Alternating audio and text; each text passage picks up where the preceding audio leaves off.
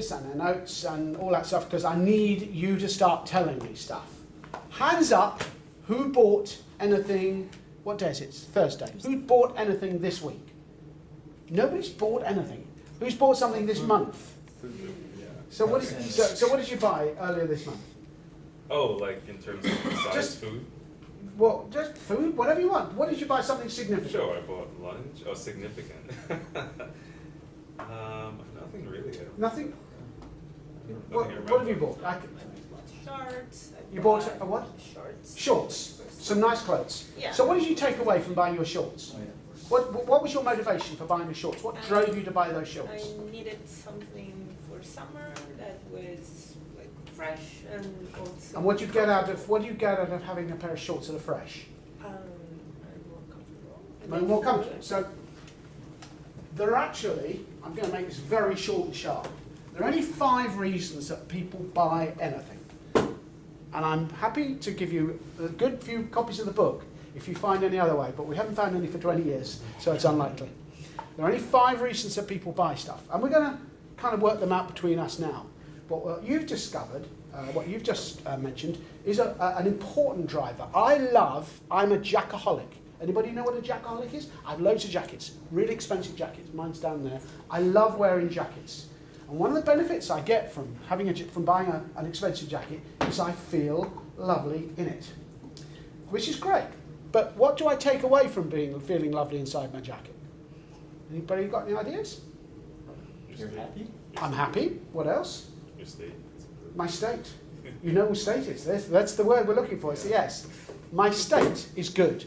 And I can stand on a stage wearing my jacket and I can do a better performance in one of my jackets than wearing a jacket that doesn't really fit properly, that somebody's made me wear because that's the rule there, I have to wear a jacket. So actually, because I was in a good state, I would be able to make some money. And you'll see you get a cascade of reasons for buying something.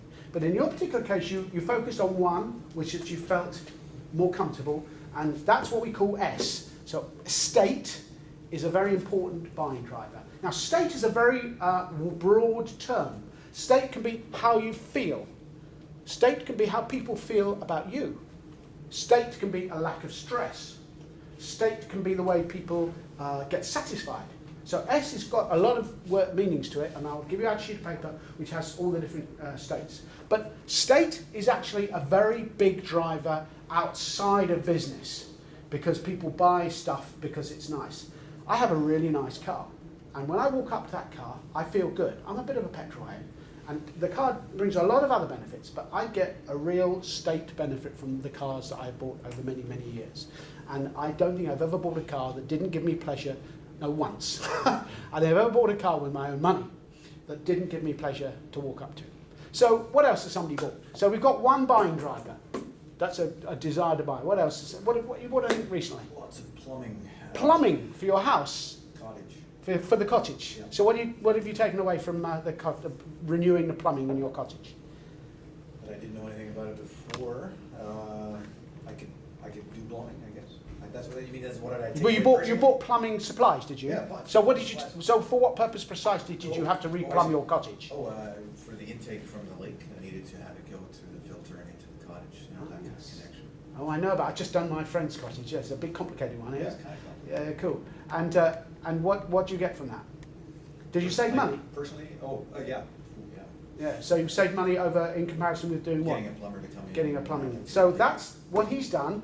Is he's got a reduction in expense. Okay, so this is a second buying driver. Now, he's not necessarily convinced that he's going to buy that set of plumbing equipment from Rona. He may buy it from Home Depot. There may be other benefits. But at a fundamental level, by doing it himself, he's going to get a reduction in expense, a reduction in cost. And that's a very fundamental thing when you're influencing people to buy your stuff. And you'll notice that I tend not to use the word sell. If you are thinking all the time about influencing somebody to buy, you will reprogram your brain to have that conversation I mentioned earlier on. You know, the one that says, well, that's great, that's exactly what we do. Because influencing somebody to buy, you're on the other side of the table. I think, Catherine, you've seen me do some exercise. We do this wonderful exercise, we haven't got time to do it, where we actually get people to become the buyer on the other side of the table, to think like a 58-year-old Swiss banker when really they're a 23-year-old Canadian. And that's a really valuable thing, to be able to think like a 58-year-old Swiss banker when you're influencing them to buy from you. Now that 58-year-old Swiss banker is going to think about expense in a very different way to a 23-year-old Canadian. Does that make sense to you? So first buying driver we managed to come up with is state, second one is expense. You bought anything recently, sir? Just a freezer. A freezer? Yeah. And what drove you to buy a freezer? Mine fell when it just. Oh gosh! Yesterday evening, I'm just a little upset. Oh my God! And did you lose all the food that was in it? No. Well, part of. So what would you say was the buying driver? Now you're beginning to see where we're going with these. What would you say was the buying driver behind getting yourself a new freezer? Not sure about that. Probably state, because you're going to die without food. Yeah, exactly. Or the stress of thinking, oh God, what are we going to have for dinner tonight? Oh, I've got to, oh, I go down the freezer. So maybe that's okay. Maybe there's a stress. Anybody bought anything for their companies? Anybody bought any equipment, any software, any hardware, bits and pieces for their businesses? What have you bought? I bought a video converting software. Video converting software. Which one do you use? Because I use a lot of that. I don't even. It was called ClipWrap or something, and it was just.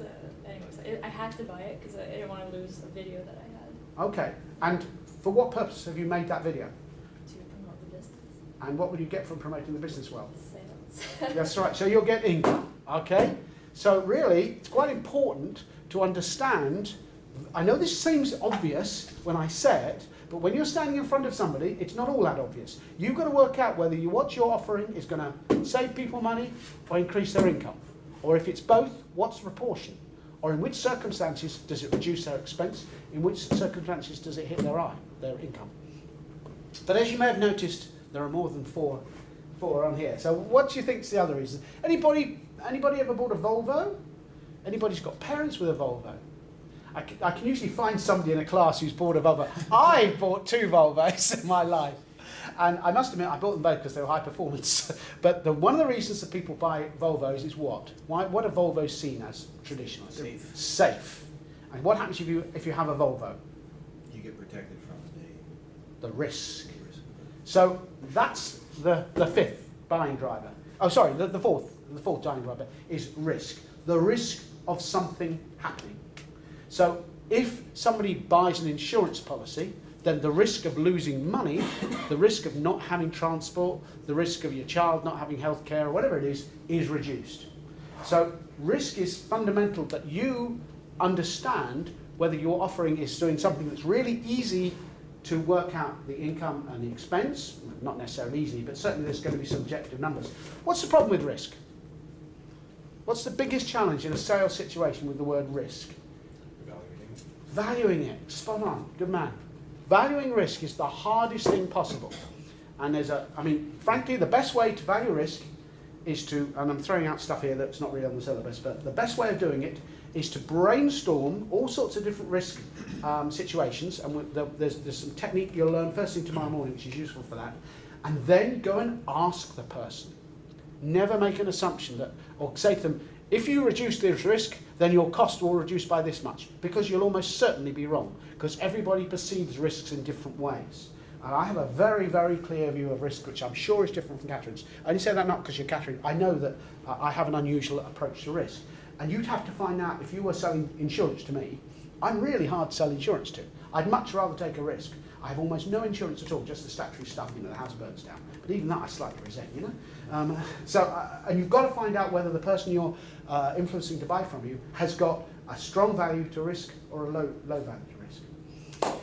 You're Anybody- going to ask me. I know Sorry? what the next one is, and you're going to want to ask me. Go on, ask you, have you bought a fast car recently? No, I bought a blender. A blender? For what purpose precisely did you buy a blender? Well, we were going to make strawberry. We went and picked raspberries, and we were going to make raspberry pie. You've spent hours making these things. You've had plenty of time to think about it. So, for what did you make a raspberry pie for? To feel full. Okay, yeah. And And what would you say was the buying driver behind buying a blender? I didn't want to have to make all the, c'est quoi la pâte? The dough by hand. Oh yes, okay. Oh, so you saved Time. very good. Okay, so in fact, that's the fifth bind right there. So time. Is the result of your service going to make something happen sooner? Is it going to happen more regularly? Is the control over the time at which something happens, is that increased? So you've got to really, and that's what we're really going to do for the rest of the morning, is think about the TIRES, T-I-R-E-S. The only other one I come up with is rights, which is last rights, and that's not really positive. So TIRES is what it is. So we call these TIRES drivers. So if I just do something here, oh, restart, oh God, no, please postpone. It wants to restart my computer. So here's the TIRES. Time, income, risk, expense, and stakes. Anybody have any questions? Yes, they do. Because we're going to the next level in a moment. Yeah, like, what about basic needs? Like, if I buy food, I don't buy food because I think it's not. State. But it's not why state. It's state, because when you don't have enough food, you feel like crap, don't you? You die. But You get ill. I wouldn't put that into the same category than like a jacket, because I buy the jacket because it's like it seems to me another level. Like, Yeah, it's fair dues, and we'll get to that. Come back to me when I've done the compounds, because I think the point you're trying to come up with is that you seldom come across a situation, particularly with the fancy stuff that you're influencing people to buy, where you're only driven by one thing, by time or by income. So we have what we call tire compounds. So by saving time, I get more chance to make money. The risk of expense going up is reduced. Well, as a result of my improved state, I can save time and make more money. So we actually, in reality, compound these things together. I'll come back to yours in a moment. So there's anybody got any other questions about it? How does the improved state lead to time saved? Oh, it depends entirely upon the situation. It's situation. So it may well be that if I go and do a track day on my motorbike, I work these things out randomly. I love motorcycle racing. If I go to a track day and I'm feeling really sharp and on it, my mind is clear, I can do a much faster lap time than if my head is full of business problems or my children have just produced problems. So I'll be in a better state, I can produce better lap times. I'm taking an extreme example, but you can see what there is no fixed things that saying that always this produces an S and a T compounded together. It's entirely situational, which is why you're going to be doing this stuff. You know your buyers, you know your offering. I have a question. Sorry? I have another question. Go on, shoot. Yeah. I'll just put these up so people look at them. Sure. Yep. So my question is basically, what if you're buying something that's not for you personally, so you don't gain time, income, risk? Can you give an example? Let's say I'm buying a toy for, let's say, a kid or something, right? Okay. And Is it your kid? no, not even my kid. Okay. Somebody else. And they've asked you to buy it for them? No, I just thought I'm going. No, let's come on, say don't be too random. I'm going It's to a just beginning to friend's. get I'm going to a weird. friend's birthday. I mean, it's kid's Okay. birthday or something. And I buy a toy for the kid, right? Okay. I don't gain anything from it. Yes, you do. Okay. Do you enjoy giving kids presents? I do. I love giving people presents. Okay. I think your motivation, Yeah. and it's very interesting, when you start looking at motivations behind charity, behind giving, Right. fundamentally you are getting something back from it.